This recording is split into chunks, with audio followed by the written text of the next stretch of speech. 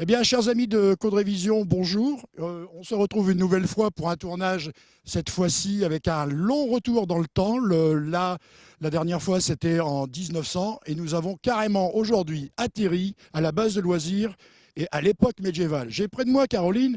Caroline a une spécialité bien particulière et elle va nous en parler. Bonjour. Alors donc moi ma spécialité, mon activité principale donc c'est d'être calligraphe. Donc le calligraphe c'est qui? Eh bien c'est une personne qui va écrire. C'est une personne qui va écrire, mais des lettres spéciales qu'on appelle des lettres enluminées, qu'on appelle la calligraphie. Donc c'est l'art d'écrire, mais de façon artistique, des lettres pour former ensuite des mots et répondre aux commandes de personnes qui ont besoin, par exemple, d'un beau livre ou alors d'une... Oui, par exemple, tout à fait. Donc je vais vous apprendre aujourd'hui à calligraphier, si vous êtes d'accord. Ah ben avec un immense plaisir. D'accord, très bien. Donc pour aujourd'hui, ce que je vais vous proposer, nous allons écrire notre prénom. Parce que ça, c'est quelque chose qui est relativement simple. Normalement, vous êtes censé le connaître. Oui. Votre prénom, très Oui. bien. Moi, je connais le mien aussi, donc c'est parfait. Qui connaît pas mon prénom? Donc, vous êtes copiste, d'accord? Donc le copiste, c'est qui? Ce sont toutes les personnes qui vont copier et réaliser les livres. Leur seul travail, c'est d'écrire. D'accord. Donc, vous êtes mon apprenti copiste aujourd'hui et nous allons recopier notre prénom. D'accord. Alors, pour ceci, il nous faut... Quand même assez impressionnant là. Pour la première fois, je réapprends à écrire. Enfin, je réapprends à écrire, mais d'une certaine manière. Alors il nous faut 2 feuilles de papier parcheminées. Nous allons prendre notre règle en bois et nous allons prendre notre stylet à pointe sèche pour pouvoir tracer 2 petits traits qui seront invisibles mais qui, à notre œil, vont nous permettre de pouvoir écrire droit. Parce que la calligraphie, c'est avant tout quelque chose d'esthétique. Et donc il faut que ça soit joli. Et pour ça, il faut que ça soit réglé. Donc je prends ma règle, je la pose sur mon papier et je trace mes 2 traits à la pointe sèche. Vous voyez? Ah oui. À vous. Allez, allons-y. Allez. Ah, voilà. Donc en fait, on est en train de faire quelque chose comme un cahier à ligne en fait. Voilà, tout à C'est fait. un repère. Tout à fait. Et dans les livres, à l'époque médiévale, chaque ligne était tracée exactement comme ça.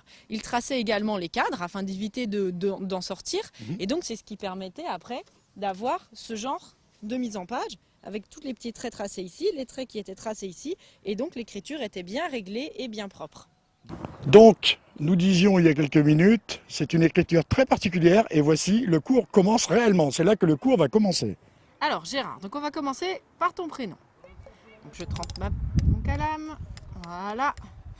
Alors, ce qu'il faut savoir, c'est que les lettres se font en plusieurs fois et selon un angle bien précis. Chaque écriture va avoir un angle qui va lui être spécifique. Et c'est cet angle qui va donner les plats et les déliés, donc les écritures larges et les écritures qui vont être toutes petites et qui vont former le style particulier de la calligraphie. Donc là, par exemple, nous allons commencer le G. Donc vous allez le voir, je vais le faire en plusieurs fois. Donc le G, on va commencer par faire un arc de cercle comme ceci. Ensuite, nous allons descendre. Voilà. Donc vous voyez, 2 mouvements. Et nous allons faire le 3e qui va terminer le G. Comme ceci. D'accord, Voilà. donc l'arrondi se fait de la gauche vers la droite. Voilà. Et les toujours autres, voilà, de haut vers le bas dans le sens de l'encre et du calame. On ne remonte pas à l'envers parce que sinon vous avez le calame qui va venir comme la plume de toute façon. Elle va venir frotter contre le papier comme si vous écriviez à l'envers avec un stylo plume. Et l'arrondi sera moche. L'arrondi sera moche, vous risquez d'avoir de l'encre qui va gicler de partout, c'est pas très joli. Ensuite nous allons faire le E. Donc pareil, hop, la première partie du E, la deuxième et la 3e. D'accord. Ensuite le On R. finit pas, en fait, on ne finit pas l'arrondi de la lettre. Voilà, c'est ça. On la reprend toujours à un moment pour être dans le sens du calame et dans le sens de l'écriture. Donc le R. En fait, c'est réapprendre à écrire en fonction d'une nouvelle calligraphie, en fait. Voilà, tout à fait. Donc l'écriture qu'on utilise aujourd'hui, c'est quel type d'écriture? Alors c'est ce qu'on appelle la romaine. Donc en fait on a utilisé la caroline jusque très tard et ensuite on a utilisé une écriture qui est un peu plus normée et qu'on appelle la romaine. Voilà, c'est ce qu'on apprend à l'école aux enfants maintenant. D'accord. Donc là, en fait, il y a la romaine, il y a la caroline Et il y Voilà. a l'écriture, la Caroline, c'est l'écriture inventée par Charlemagne, d'accord? Voilà, c'est ça. Qui a été Alors mise la au point différence, sous la Charlemagne. différence avec l'écriture gothique. Alors, l'écriture gothique, c'est une écriture qui est encore totalement différente. Nous en avons un exemple ici. Donc, la Caroline, elle a été mise en place au XIIe siècle. Et en fait, la gothique, elle a été mise en place un petit peu plus tard, au XIIIe siècle. La gothique elle était utilisée par les moines. Donc, ici, la Caroline, c'est une écriture qui a été mise en place par l'administration pour les administrés. D'accord? Alors que la gothique, c'est une écriture qui est typiquement monastique pour les moines, afin de pouvoir écrire les Bibles, etc., etc.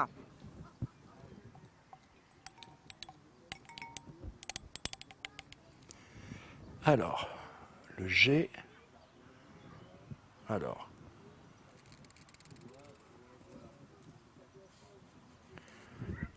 Ah. C'est vrai que c'est pas évident du tout, hein. D'accord? C'est ça? Le Oui, principe, tout à c'est fait, ça. tout à fait. Donc c'est toujours c'est comme on disait tout à l'heure, c'est le principe du haut vers le bas. Donc là, je viens rechercher du haut vers le bas. Voilà. En fait, oui, voilà, l'arrondi du G. D'accord. Ok. Donc là, je vais essayer le E. C'est vrai que c'est pas évident parce qu'en fait, c'est une écriture où on. Alors là, je ne sais pas comment je vais commencer. Le E. Voilà. Donc on descend jusqu'en bas. D'accord. Voilà. Ensuite, Là, je viens rechercher vers le haut. on va rechercher vers le haut la deuxième moitié. Voilà. On s'arrête ici. Ok. Et ensuite, on va repartir de là et on va revenir chercher.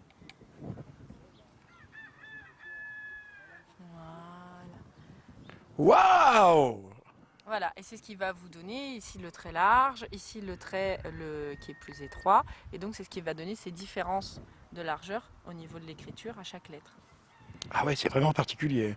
Et en fait, ça me fait penser un peu, si on prend un stabilo, C'est exactement ça. on regarde la pointe du stabilo, ça me fait penser à un stabilo, quand on veut se donner la peine de le faire, ça me fait penser un peu au même principe que le Tout stabilo. à fait, parce que la pointe est large et plate, comme sur les calames, et que donc à partir de là, vous pouvez jouer, soit vous utilisez la totalité de la pointe et donc vous avez quelque chose de très large, soit au moment où vous revenez, et bien à ce moment-là vous utilisez juste comme ceci, donc hop, là ça va être beaucoup plus fin, et quand vous repartez comme ça, vous réutilisez à nouveau D'accord. toute la largeur et donc ça va de nouveau être plus épais, comme pour un stabilo. Eh bien maintenant, nous sommes ici, à côté de quelqu'un qui a une spécialité, quelque chose, qui pratique quelque chose de très particulier. Il va vous expliquer lui-même. Bonjour, je me présente, je suis Monsieur Greff, le président de l'association. Alors ici on est sur l'atelier de l'artillerie au XVe siècle, l'artillerie à poudre. Et alors nous ici au niveau de l'artillerie, on présente forcément les pièces d'artillerie à cette époque, au milieu du XVe siècle. Là vous pouvez voir, on est sur plusieurs présentations des serpentines, des riboquins. Et on explique aux gens à quelle période l'artillerie a fait une grosse évolution sur la fin du Moyen-Âge. Voilà, avec les différentes présentations sur comment on fabrique la poudre noire. Voilà, ici on explique aux gens que la poudre noire se fabriquait avec trois éléments différents, le soufre, le salpêtre et le charbon. Et ces trois ingrédients mélangés ensemble font la poudre noire. Alors les salpêtres, c'est ce qu'on trouve sur les murs. Et les salpêtres, c'est ce qu'on peut trouver en cave ou dans des grottes. Qu'on trouve un peu partout au Royaume de France, qu'on trouve partout. Ensuite le charbon, pareil, bon, on fait du feu, vous trouvez du charbon. Par contre le soufre en général c'était des carrières qui venaient, des grosses carrières de soufre qui venaient d'Italie, voilà, qui étaient apportées en France pour la fabrication de la poudre noire au Royaume de France. Voilà.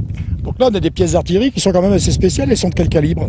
Alors, sur la période du XVe siècle, là on a du calibre de 50 mm, mais sur le milieu du XVe siècle, il n'y a pas de calibre défini. C'est à partir du XVIe siècle, sous François Ier, qu'on standardise les calibres. Alors au Moyen-Âge, c'est-à-dire que d'une région à une autre, vous pouvez partir en Bourgogne, la Flandre, les fabricants de canons ne respectent aucun calibre. Tout est calibré suivant le forgeron ou le fondeur de canon, quoi.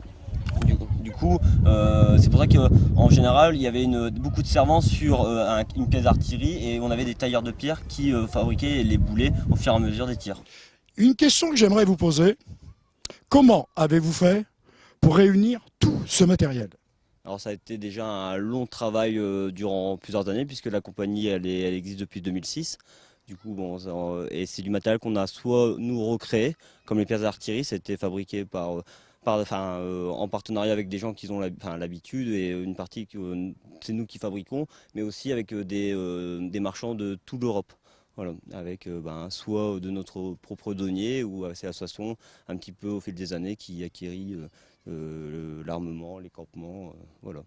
Mais comment arrivez-vous à refaire à l'identique une pièce d'artillerie? Vous partez à partir de plans, d'internet Oui, alors on travaille énormément. Et derrière, vous avez toute la partie, on va dire, visible de l'iceberg. Derrière, en hiver ou même en semaine, on se documente soit au niveau des musées.